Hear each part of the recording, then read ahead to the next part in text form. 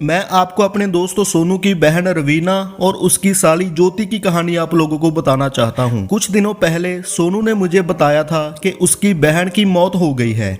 ये सुनकर मैं बहुत दुखी हुआ और मैंने उसकी मौत का कारण पूछा तो उसने ये पूरी घटना मुझे सुनाई। कुछ दिनों पहले सोनू, उसकी बहन रवीना और उसकी साली ज्योति के साथ वो कहीं घूमने गए थे। सोनू की बहन और ज्योति दोनों बहुत अच्छी दोस्त थी। लौटते वक्त काफी रात हो गई थी तो रास्ते में उसकी बहन की तबीयत भी खराब हो गई थी। उसे काफी ठंड लग रही थी तो हमारा घर भी अभी 100 किलोमीटर दूर था और रास्ते में कोई रुकने की जगह भी नहीं मिल रही थी।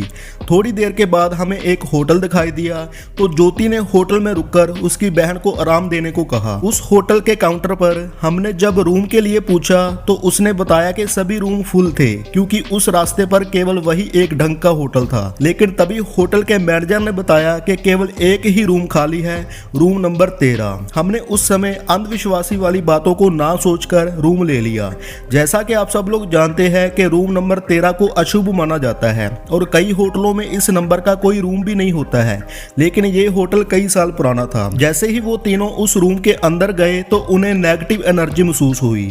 उस रूम की कंडीशन तो ठीक थी लेकिन ऐसा लग रहा था जैसे बरसों से यहाँ कोई रहने नहीं आया।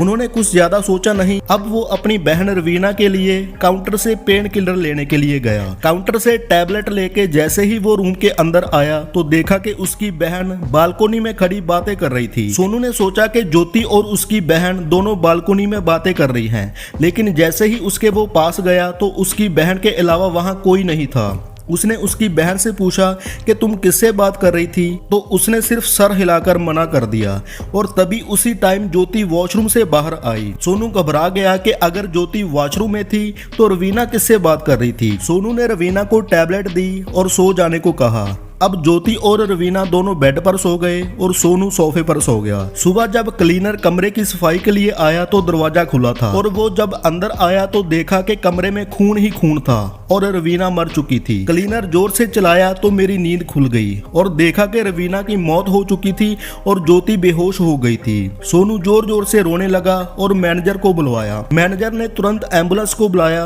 और दोनों को हॉस्पिटल ले गए।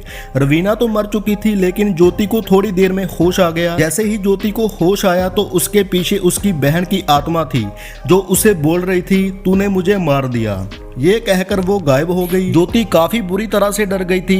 अब सोनू ने ज्योति से सारी घटना पूछी तो उसने बताया कि रात को जब मैं पानी पीने के लिए उठी तो देखा कि रवीना फिर से बालकोनी में बैठी थी और कुछ बड़बड़ा रही थी और मैं जैसे ही उसके पास गई तो उससे पूछा कि वो यहाँ क्या कर रही है तो उसने मुझे जोर से धक्का दिया और मेरा सर दीवार से टकरा गया और मैं बेहोश हो गई। उसके अलावा मुझे कुछ भी याद नहीं है।